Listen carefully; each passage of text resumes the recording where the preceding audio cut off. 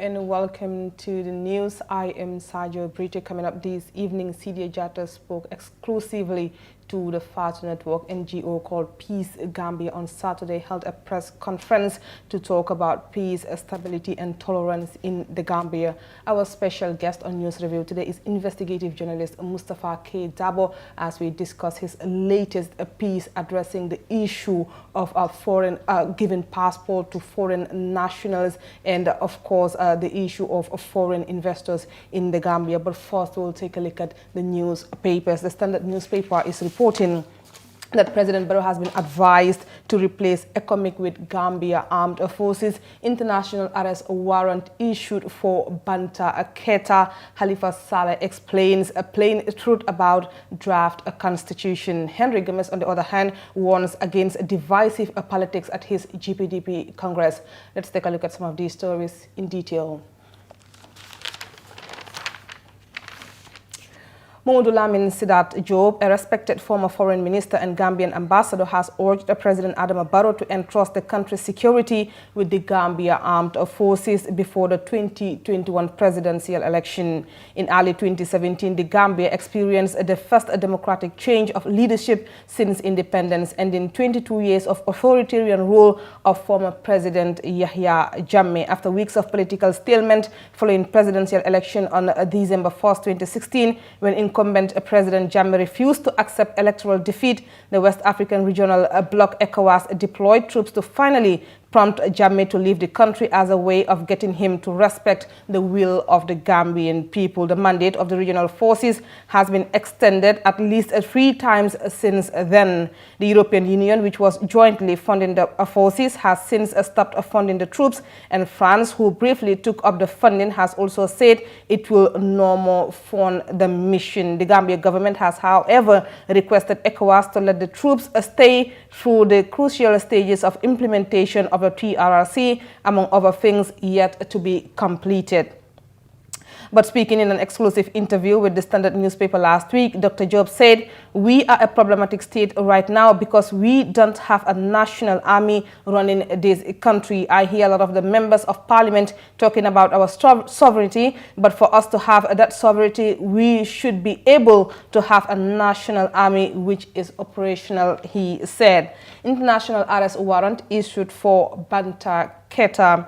After days of heightened debate on the shocking discovery of about 3 tons of cocaine at the port, the Gambia government has announced that it has charged and issued an international bench warrant for the arrest of suspected owner of the drug, one Banta Keita. Keita, 36, who also holds a French nationality, is still at large and a key suspect in the matter of the cocaine worth over $4 billion seized at the port last week. Halifa Saleh explains plain truth about draft constitution. The DOI Secretary General Halifa Saleh has issued a statement he called a plain and unalloyed truth about the draft constitution. In it, Mr. Saleh said any suggestion that political parties are engaged in talks to save the draft constitution is in fact misleading. Saleh was quoted as saying, "It is equally misleading to give the impression that political parties are engaged in talks to save the draft constitution from coma. The plain truth is that political parties have secondary roles to play in the promulgation or repealing of the Constitution. They may try to influence National Assembly members if they lack capacity or experience to adequately perform their duties, or direct the minds of the electorate if they do not know their rights and duties on sovereign citizens." Mr. Saleh said the media should find out the state of this draft constitution as presented in the schedule of the bill whose promulgation was aborted at the second reading, and ask political parties whether they have the constitutional mandate to tamper with it on the basis of trying to reconcile contentious arising from partisan interest. Henry Gomez warns against divisive politics at GPDP Congress. The Gambia People's Democratic Party, otherwise GPDP leader Henry Gomez, has urged his fellow politicians against encouraging divisive politics ahead of the December 2021 polls. Gomez, who is also a presidential advisor on youth matters, was addressing Congress delegates on Saturday at Mansa Konko in LRR, which elected a new executive. Henry Gomez was quoted as saying divisive politics has no place in the Gambia and must not be condoned by any genuine or patriotic Gambian who wishes this country well. It is important to note that this country is ours, and as politicians, it is important that we collectively preach a mutual coexistence, he added. Gambia government bans importation of chickens from Senegal. The Ministry of Agriculture has announced a ban on the importation of chicken from Senegal as the country battles a certain type of bird flu, which has caused the deaths of thousands of chickens. According to a statement, the ban will be in place until such a time that the disease has been fully brought under control. GRA exits target, collects over $11 billion in 2020. Esa Jallo, Deputy Commissioner General of the Gambia Revenue Authority, has revealed that in 2020 the authority was given a target to collect 10.1 billion of revenue, but it has mobilized 11.8 instead exceeding the target by 17%. Jallo, who is also head of domestic tax, was speaking on Friday, 15 January, in an interview at the GRA head office in Banjul. Farmers at Jammeh's Farato garden decry destruction of crops by foreign investor. Vegetable growers cultivating on ex-President Jammeh garden in Farato have blamed the government for deliberate destruction of their crops after it was allegedly taken over by an Arab investor. Suntubaji, a spokesperson of the group, compromising 11 affected horticulturalists whose crops were said to be affected, alleged that his cassava farm, measuring 200 by 100, was reduced to nothing after a caterpillar was sent to destroy all their crops and products. That's it for the Standard newspaper. Let's take a look at what the Point is reporting. GRA collects over 11 billion revenue in 2020. Bushfire claims life of a young man. Gambia intensifies search for suspected cocaine trafficker. And of course, UDP National Youth Wing Congress ends in NBR. Let's take a look at those two stories. Bushfire claims life of a young man. Lamin Jammeh, a 37-year-old man and native of Kiam Wurokang in Lower River region, was killed by bushfire on Friday. According to family sources, he went to clear his firewoods surrounding to prevent it from being consumed by the fire. But in the process, he was consumed by the fire. His young uncle, who spoke to our reporter, explained that when the young man saw the wildfire approaching, he tried to run but collapsed about 100 meters away from his firewood because of the smoke he had inhaled and was burned to death by the fire. The deceased left behind two daughters. UDP National Youth Wing Congress ends in the North Bank region. With renewed calls for youth involvement in politics, the United Democratic Party over the weekend held its National Youth Wing Congress in Farafenni, North Bank region, where thousands of militants gathered to grace the party's second ever youth congress. The Congress re-elected Suleiman Saho as president of the male youth wing. That's it for the newspapers. Let's go for a break and we'll be right back. Stay tuned.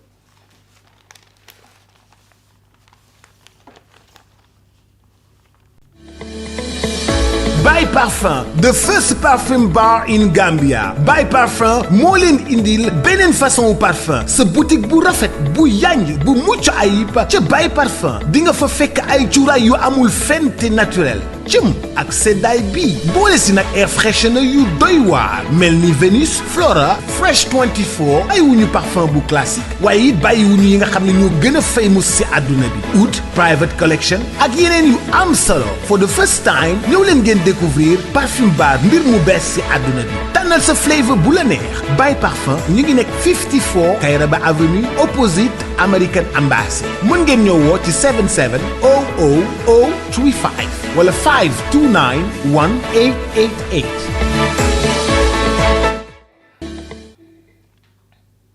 Welcome back. Peace Gambia organization held a press conference last Saturday in Brikama College campus. The program was named after late Sadauda Kairaba Jawara. The aim of the conference is to remind Gambians about the importance of peace and show ways in which we can restore the fast-fading original identity of our nation, tolerance, peace and stability. Fatou Kamara tells us more. The Sadauda Kairaba Jawara National Conference, organized by the NGO, was held in Brikama College campus Saturday morning. The members of Peace Gambia have come up with this amazing initiative.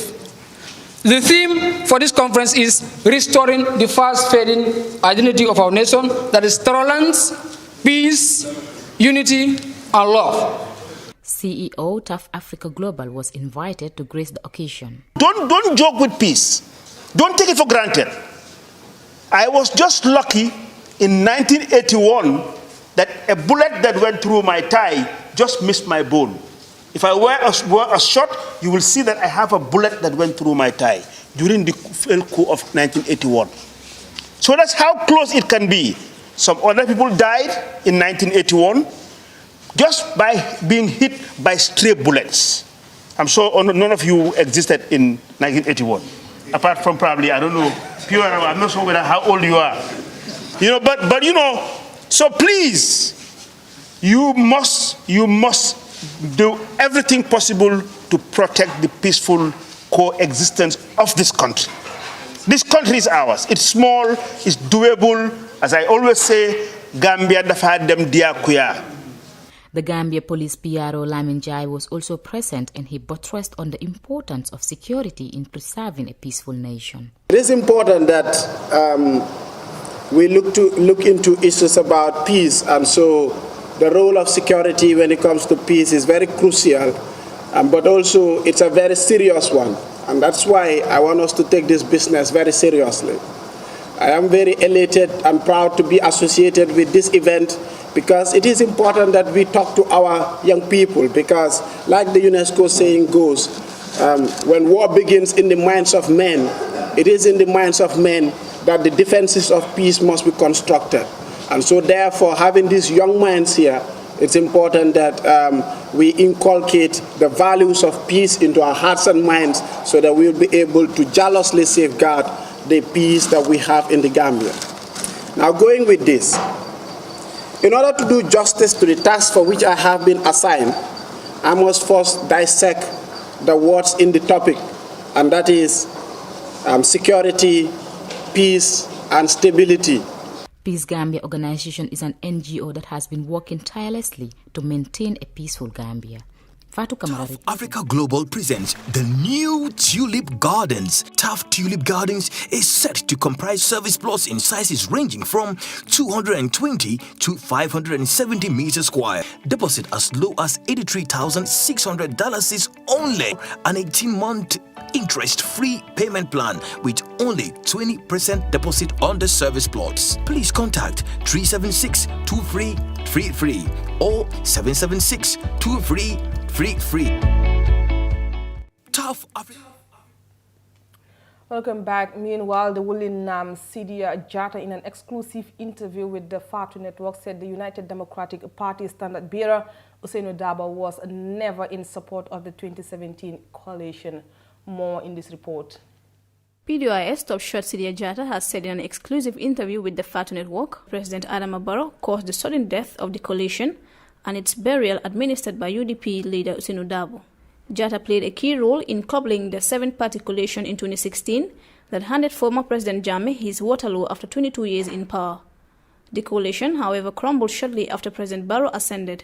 Sidia Jatta, speaking on the issue for the first time, said the coalition died the moment President Barrow strayed from how cabinet should be formed.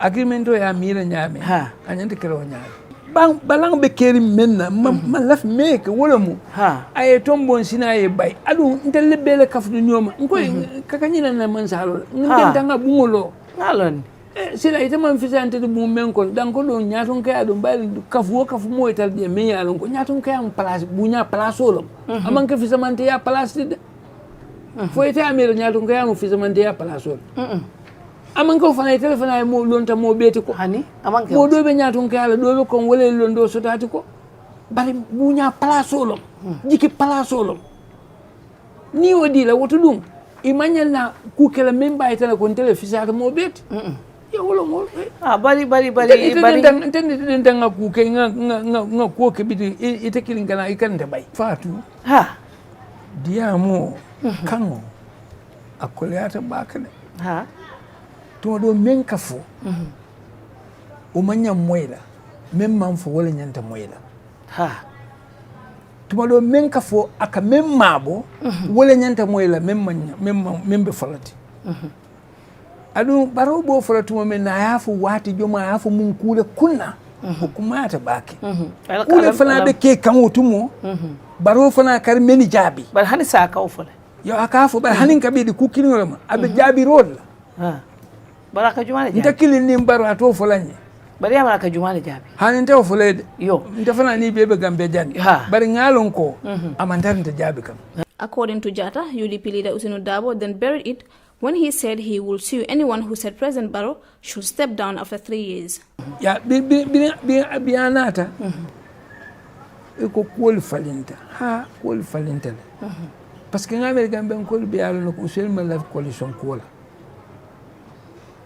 amala fiano ata lafta amem mal dom ala parti wala warta mol nyanta ka flamal wala 2006 ta janja because miro mu menti dum automatically ata nyanta tomboni o manke ndita la intu ube kono bari koli kera wonyala yo so bila bota fana anata o mira kino babulu ala pati o kono me alon ko pati o bo meni bulu de mbo bay force ibe tulo ben nale de mbo bay so tuma do abe nyilla moy asa moy bari biri mo sen bota na kuyata de mbo bay force resigned non kabo UDP Halifa Salali ala resignation letter ta abulu atulo ben Halifa tulo ben otumo wini kuto biri Usain funti to menna okay ya mo resign because he son katale ya mo iba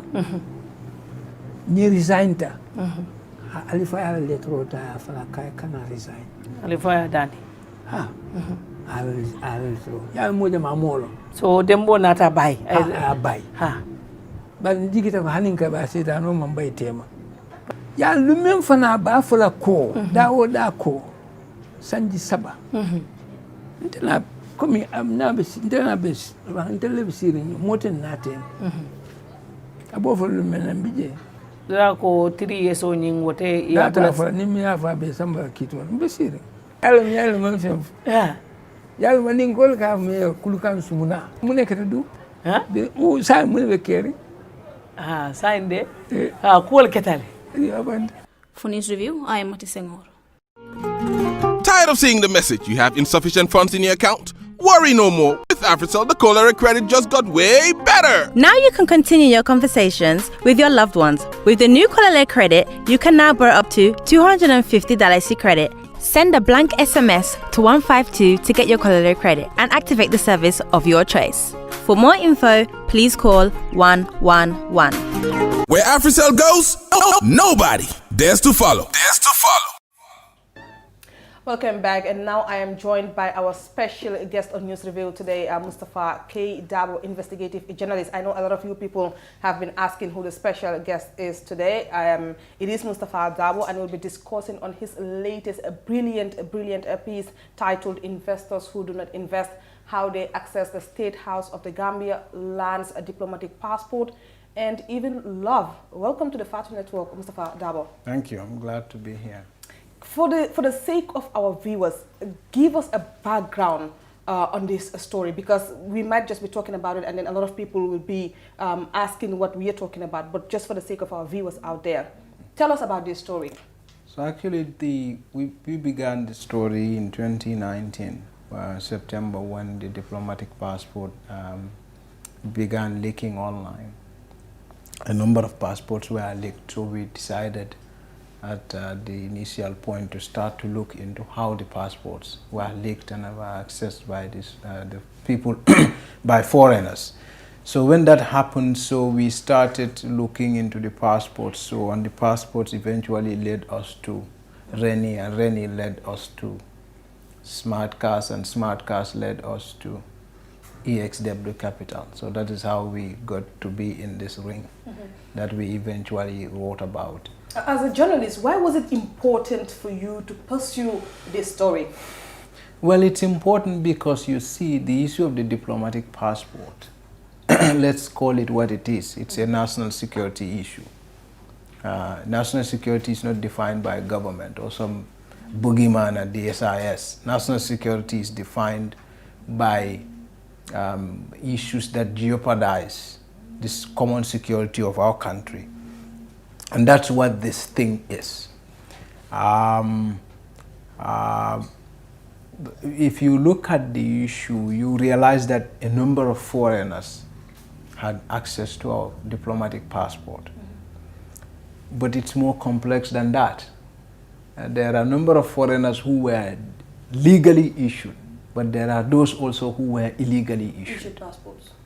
And some of those were, you remember when Jammeh left in this country, the government took total transparency in publishing the number of passports he issued. Yes. 271. What Barrow issued was 1,175. Which we will come to later. But not just that. These were issued to political aides, youth movement members, marabouts, and plethora of a number of people from all walks of life. We thought that it was important that we scrutinized not just that list, but also the foreigners on those lists. And then we were attracted to names that are unfamiliar. For example, the president can give passport to anybody. Let's be clear about it. And it's totally legal. It's legal for Barrow to just look at you and give you the diplomatic passport. He has the power. But then we looked into foreigners who had access to our passports. And then we came to learn that, in fact, there was close to 2,000 of our diplomatic passport empty books that were unaccounted for at the foreign ministry, and over 3,000 of our service passports that were unaccounted for at the same ministry. And this was reportedly in the black market and being printed for cash. So that means that we don't even have the database of the number of people who are going around with our passport. For all we know, an Al-Qaeda member can be going around with a Gambian passport, diplomatic passport, which is being printed for cash. Because the government did not have the database that was in the hands of the person who was illegally printing it. What they do have is their own database. So they even knew. So we thought that this is so important a national security issue that this story has to come out. That somehow a story about these people and about this activity has to be published. But when you looked at the activity, it was more to the activity, because when you come across certain names who have probably criminal past, then that's where you have the red flag. You are like, they're not just issuing passport to just anybody, but there are people who have shady past who are having access to our national document. Yes. And then probably to the credit of the government, you may be aware, probably to the credit of the government, we may say that they may not have issued Andreas Brandal and the team. Because what we have evidence of course, we do know the State House met these people, they met with Barrow, but even Henry is on record admitting that. We know also that Mario Dessa was legally issued our passport. Yeah. But we couldn't find the names of Andreas Brandal and others in the list of the 1,175. But what we did was to take their serial numbers of their passports and put in the database. And it took us to the missing service passport books that the foreign ministry said is unaccounted for. So the numbers, through the numbers we identified, we established that this is in fact the number of passports that they claim were unaccounted for at the ministry. You see? So that connects the two. So that connects the passports that leaked online, part of them, a large chunk of them, to the illegal printing that was happening in the country.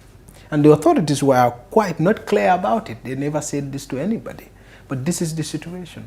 And then that is why some very senior government officer told us that in fact during the crisis, during the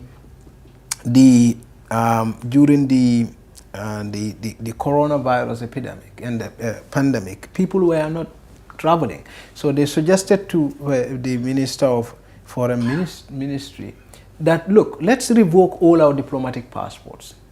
Let's cancel all of them. Let's cancel all our service passports. Let's publish the names. Let's issue a statement and publish names. And send these names all over the world and say any passport issued from the Gambia or from the Gambian authorities between 2017 to 2022. It's invalid. It's invalid. It doesn't matter what it is, service or diplomatic. And anybody carrying it is doing it with criminal intent. It's not a diplomat of the Gambia government or an employee of the Gambia government. You understand? This would have been easy during the pandemic. People were not traveling, and then you issue new ones. But as it is right now, it's polluted. And you can't even know who is holding our passport. For all we know, some guy carrying a bomb in the desert could be carrying a diplomatic passport. So we have... That is why I was not surprised when some people said Banka Keita had a diplomatic passport. Because the people who said he does not have are people like me who are looking into the foreign ministry's formal passport database. The 1,000. How about the ones that were printed outside of the government? How do you know he doesn't have that? And if he does have that, then you are chasing someone with a diplomatic passport you don't even know. So we have people with questionable past all over our national document, excuse me. And then we have these people actually going into the State House and having photo-ops with the president of this country. First of all, Mustafa, how are these so-called foreign investors accessing our State House? So you see, the problem with this whole thing is a country ought to be serious. And when you are talking about seriousness of the government, you're not talking about a political party or political leadership. It goes beyond NPP or the Barrow administration or things like that. It goes to the foundation of the Gambian Republic. You see, people ought to be serious about government. Government is about our lives. When the government does not function, it's lives that are threatened. It's a matter of life and death. Now, when we have to have a standard, how do you even invite some people in because they wrote to you and said they are investors? What has an investor got to do at State House? The president is the most important person in the state. It's disrespectful to write to us and say you want to talk to our president about what? If you want to do an investment, you want to invest in energy, go to GAIPA. Go to public-private partnership. Go to NAWEC. Those are the people who have something. The president is a supervisor. The president calls ministers and say, look, guys, what do we have in this area? But you supposed to do this, you didn't do it. The president is a supervisor. President is not the guy in charge of investment. You want to invest, what are you doing at State House? That's the first thing that is no serious country in human history entertains. And people have to be involved in this kind of matters. It has to be all civil servants, protocol officers, one person from the last person in government to the top person in government rejecting behaviors like this. Because as the former American president says, yes, it's a republic if you can keep it. If we don't do, if there is no participatory democracy, not everyone is focused on governance, not everybody rejects what is not supposed to happen, we're never going to get anywhere. Because for all we know, given the political parties we have currently, things are not likely to change here. And someone whose name came up is Henry Gomez, an advisor to the president on youth matters. Now, in this piece, you actually challenge Henry on the charge that he did not do the minimum due diligence before leading these people to the president. And you know, Henry, he always has a response. Yes, you know. He always has a response. By the way, and the response is funny and sad. Yeah. Well, you know, as Henry himself said, you know, I am his mbitang, so, you know, I want to be easy on him. But the truth is that, see, that's where we go to also institutions. Henry is a youth advisor to the president. And then Henry brings investors to the president. And then ministers in connection to this so-called investment are not at the meeting, GAIPA not at the meeting, public-private partnership department not at the meeting. That's the first problem. If they were serious about this thing, and it's not about something else we don't know, I don't see any reason why that meeting would have in the first place even taken place. But his response that he was impressed with what was put before him, and that was his reason for him to lead these people to the president. What do you make of that? Well, in this country, when someone shows up and is a white man, and he has a folder or a very cute bag, he is welcomed. Yeah, I think it's inferiority complex. And when you raise the issue of the investors going to GAIPA and other institutions that are put in place for those kind of things, and not the president, Henry responded by saying, so you want to tell me that all the investors who came during Jawara and Jammeh's time went through GAIPA? What kind of signal is he trying to send there?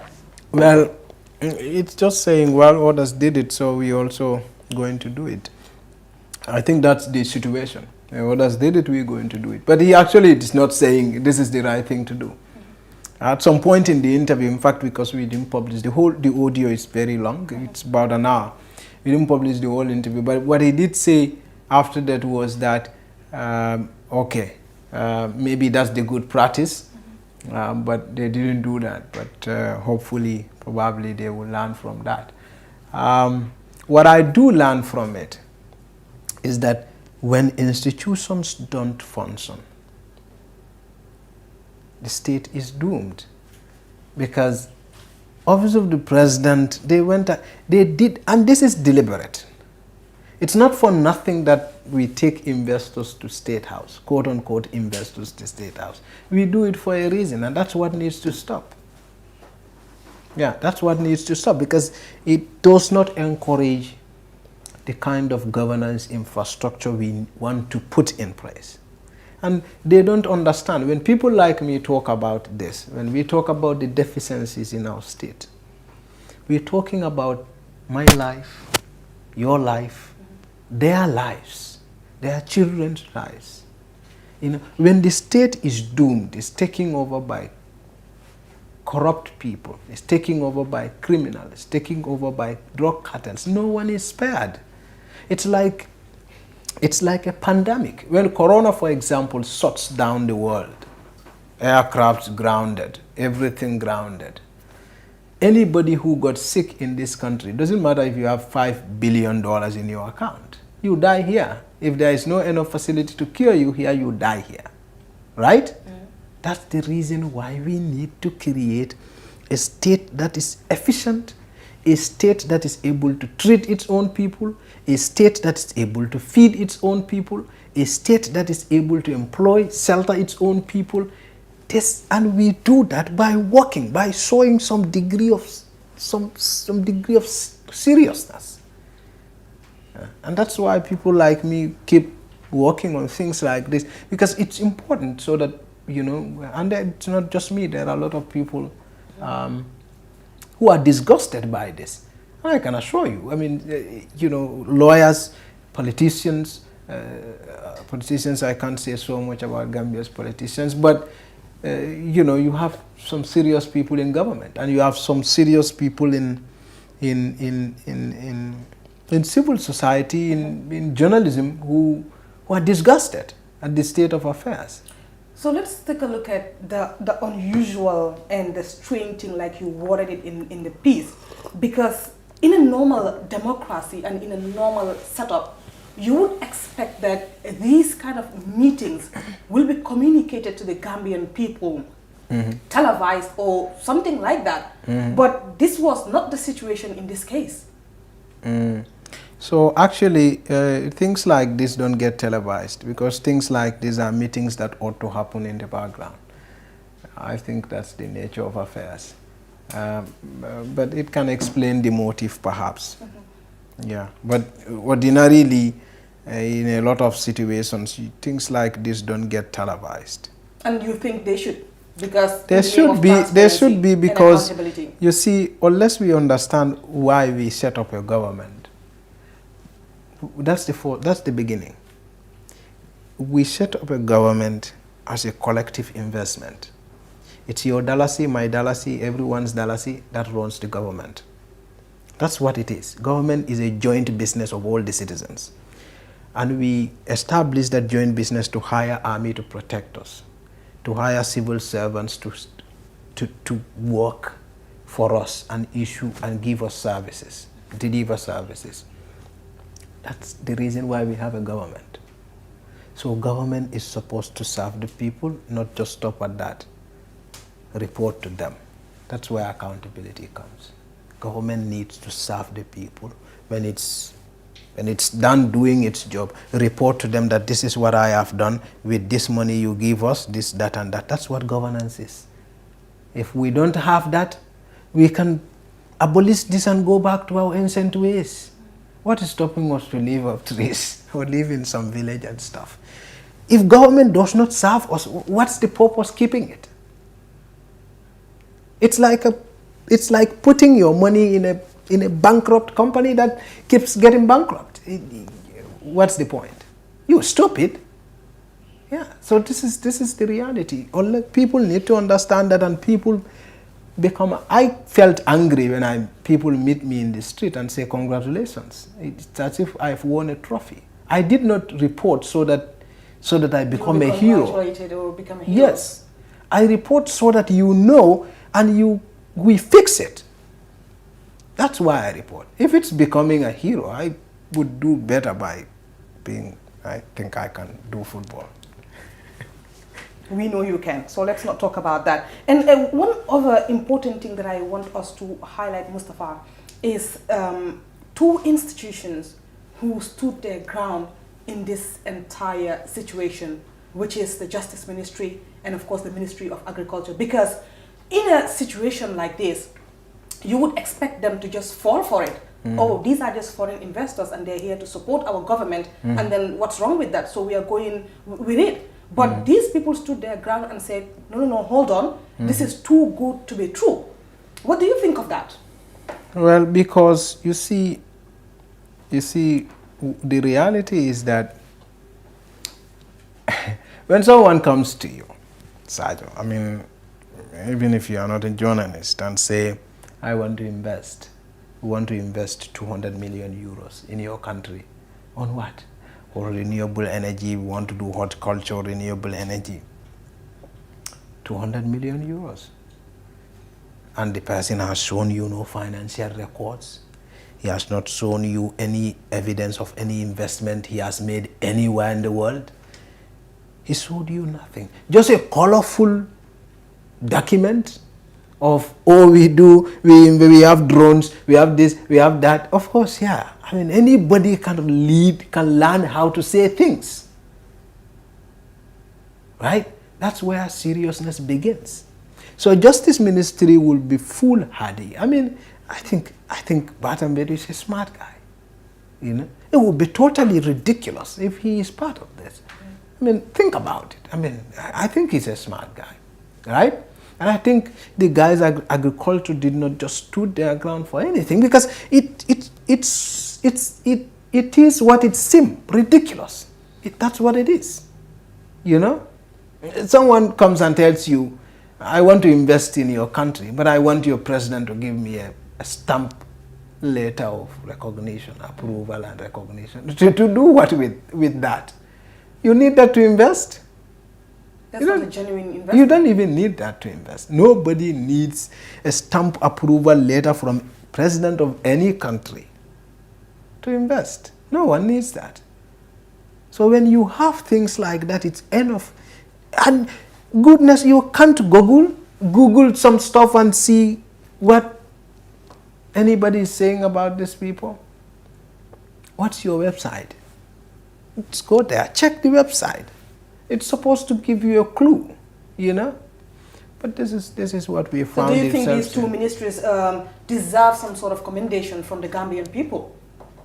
Well, I don't commend people for doing their job. It's like commending me for doing what I do. I do my job. It's my job. It's what they want, what they should do. People who don't do what they should do, they should in the first place do that. You know what I mean? Yeah. They did what they're supposed to do. So this is not your first investigative report. We've seen The first one, which involved the Water Resources Ministry, when the permanent secretary was involved in a corruption scandal. And it seemed like the process has been slowed on trying to bring them to account. So we can say that nothing came out of that, that thing. What do you expect from this report, Mustafa? You see, there is a reason why nothing comes out of nothing, anything in this country. It's because it's the impulse. People are not angry. Like I said, people don't understand why they have a government. People don't understand that. The government, no one is doing anyone a favor here. We've put together money and established some company so that it serves us. That's the reason why we've established. So in Senegal, when BBC Africa did an investigation about Macky Sall and his involvement with Petrono and all this thing, it's Macky Sall's brother, people were angry. They went to the street and they protested because people took interest in their own affairs. People in Senegal understood the language of democracy, that this institution here exists to serve me. If it doesn't, we don't need it. Let's get rid of it. That's what they understand. That impulse, that anger is not in the Gambia. And look at it, the silence. Have you ever had any political party? Have you ever seen any political party talk about anything in this country other than elections? Because they're all the same. And this is what is angry. It's most annoying about it. Like, have you ever seen any corruption scandal in this country without political interest? Any opposition party in this country talks about. In Senegal, a simple news story that's about public sector corruption, it's like the world is going to end. Everybody talks about it, from political parties to civil society to the bars. Everybody who takes interest in the defense of the people talks about it, because corruption, it's like a civil war. It kills people. It's life and death. When the money that is supposed to be used to buy medicine is not used to buy medicine, what happens? People die. That's what it is. What we are telling people is that this is a way someone is using to kill us. So what do people do when their lives are threatened? They're supposed to fight back. In this country, what you have is total indifference. If it does not affect you, it's that. It's not your business. Whether you are a political party leader, whatever you are, all of them are the same. Really. It's so disheartening sometimes. It is disheartening. And then reports like these are the reason why sometimes media is thought of as the enemy. I know you've been a journalist for quite a long time now, and you've also served as the vice president of the Gambia Press Union. Recently, just before I let you go, we've seen the president make some statements regarding the media, saying that the media is biased, they don't report on his development projects and stuff like that. What do you make of those statements coming from the president? Well, you know, I mean, I don't know. I mean, you know, I don't even know what to say. I mean, what is reporting on your development? What is development? What is development that is being done here? Like, what does anybody report on? Like, you know, what, building a road? We don't even need a president to build a road. You just need to go to the bank and tell them that I want Kairaba Avenue to be built. And they go and build it. What development? The school that's built by NGOs? That's what we need to report on? What do we report on? We have, see, this is a country where things don't change. They don't improve, they are deteriorating. And I think the president needs to understand that. This country is an indebted, poor country that relies on charity to survive. That is the reality today. And there is no plan to change it. He doesn't have it. At least if he does, we don't know. Now the reality is that this country imports 155 plus tons of rice, 1,000 tons of rice. And we consume about 200,000 tons of rice. So we import 3/3 of what we consume in rice cultivation. What happens if it does not come? People starve and die. Every other thing, every other sector, poverty, it's the same. What changes? So what is there to sing about and what? We go into the newsrooms and are we stupid people? I mean, I don't want to talk about it. It's too political for me. Let's focus on my work. Thank you very much, Mustafa Dawa, the investigative journalist. Thank you very much for coming through to the Partner Network News Review. We Glad really to be appreciate here. it. Glad to be here. Thank you very much. Well, that will be it for News Review today. Do join us tomorrow if you can. Thank you very much for watching, and bye for now.